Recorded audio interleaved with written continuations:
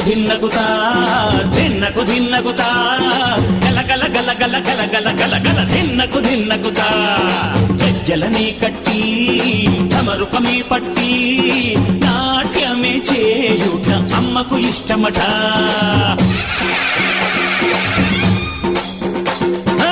ఊగే ఊగేల ఇయ్యాలి హారతి, కాయలు కొట్టి ఫలములు పెట్టి పాదాలు తాకితే అడిగిన వరములు ఇచ్చును తల్లే.